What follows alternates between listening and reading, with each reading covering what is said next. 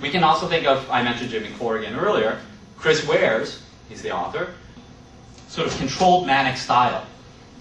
Chris Ware is a lunatic in terms of his art. And he has larger panels, smaller panels.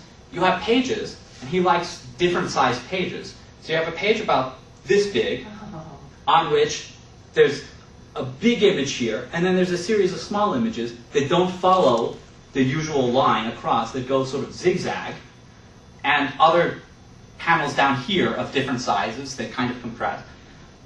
And he often includes in his comics sort of cut out images that you are supposedly going to cut out and mold into like a paper Ferris wheel. And the characters are talking about a Ferris wheel, and they meet a Ferris wheel, and then you have, flip the page, oh look, a paper Ferris wheel that you're supposed to cut out and assemble.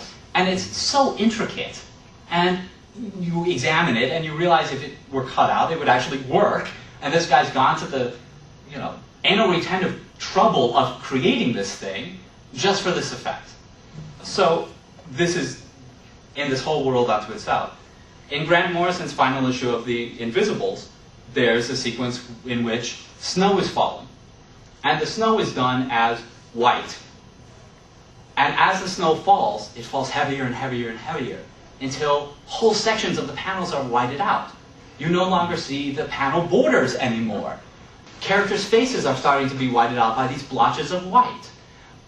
This is really, it breaks up the whole sense of where is the panel border again, but in a way that is within the narrative, unlike in Will Eisner where it's sort of outside the image. So this is another example. There's a piece that Frank Miller did for 9/11 that, while not revolutionary in terms of its artwork, is revolutionary in terms of its power.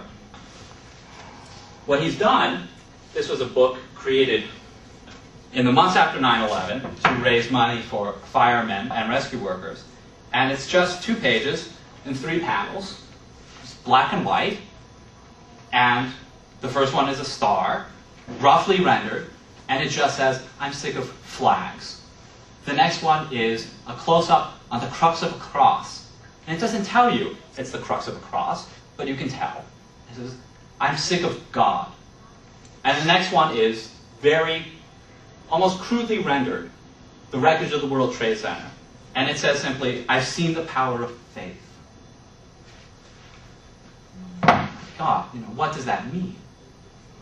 What does that mean? The faith of the survivors? The faith of those who committed these atrocities? This is black and white, and crudely rendered images, and it's devastating.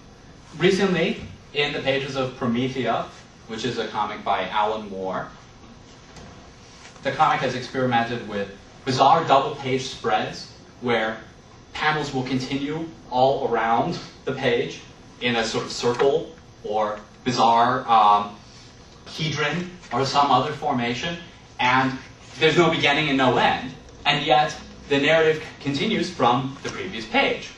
So clearly this occupies a certain space of time within the narrative, and yet it is within itself eternal, circular.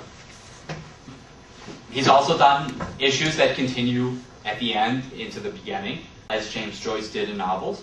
But I think the idea of, on 2 pages, having this loop is more revolutionary, because you can't do it in other media.